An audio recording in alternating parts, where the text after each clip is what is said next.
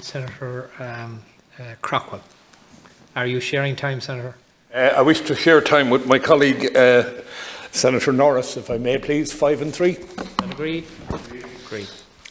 Minister, I want to welcome you to the House, and I just want to put on record that Ireland is lucky to have you still in the post you're in as Minister for Defence and Minister for Foreign Affairs, because we need both right now.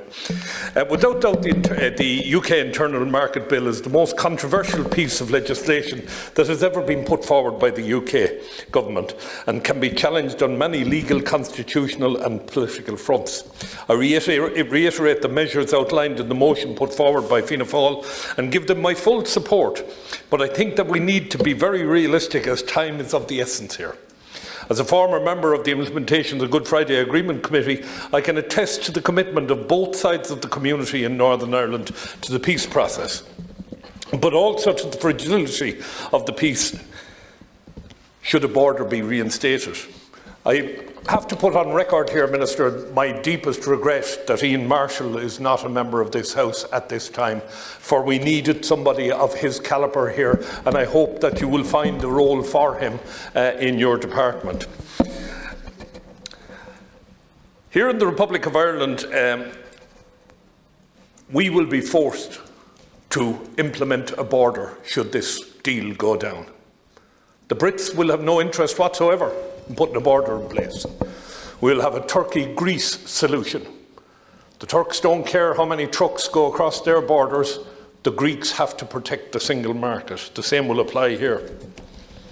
While the EU could pursue a number of legal routes to force the UK to comply with the protocol, it may conclude that the UK's latest moves pose a threat to the single market.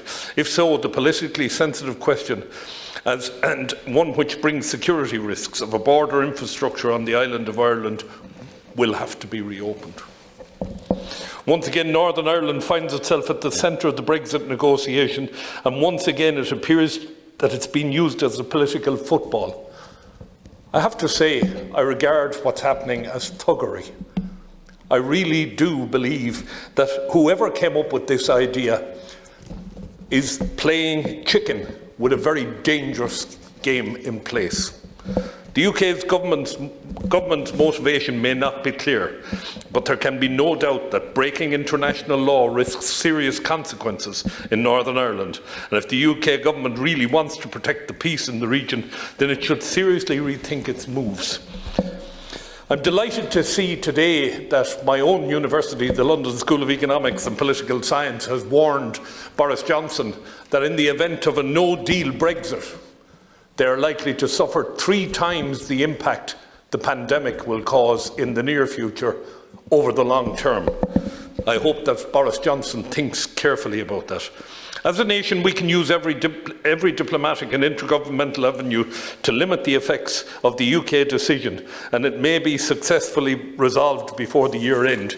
At this point, I would like to say that we really must immediately start looking at direct routes to Europe. And I see my colleague Malcolm Byrne, Senator Malcolm Byrne over there, and I'm sure he'll have something to say about that. We need to develop the Rosslare Harbour, we need to develop Waterford, and we need to develop Cork and have direct routes to Europe. For the misconception that has existed in this House throughout the last government that the British government would provide a single carriageway that would allow Irish trucks to drive across Britain unimpeded. Wake up and smell the coffee. We are not dealing with people who are capable of making any such commitment, even if their own population would serve it. We cannot let a hard border be re-established in this country, under any circumstances. But if we are forced to do it, at the end of the day, let there be no doubt in this House, it is the Irish government, on behalf of the European Union, that will have to implement a hard border.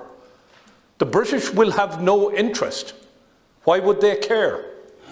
So we will find ourselves in that situation. And this brings me on to the lack of preparedness in this country. Our naval service now has 3 ships of 9 tied up without enough crew. We find ourselves in a situation where all of our military are in the southern half of the country, and we have closed barracks right across the north. We have no customs post and no trained customs people. We have no Garda Síochána up on the border, and my colleagues from the border region can speak about that. I know that you guys are more concerned about this probably than anybody else because of the dangers that you face. You are aware, you have lived with smuggling ever since we had the peace process. For when there was no need for guns to be run across the border, we ran diesel and drugs and anything else you care to think about. Who's going to protect our fisheries? Who's going to look after our seafaring people when the British Navy with all their might will protect their seas? Who have we got to protect ours? I appreciate being given the time, and I understand that my colleague now, Senator Norris, wants to speak. There's lots more I'd like to say on this, but I do want to thank the Fianna Fáil party for bringing forward this private member's motion, because it allows us to discuss this in the open. And I hope that somebody relates to Mr. Cummins, the real Prime Minister in England, that this is not the way to do things. Thank you. Senator Norris.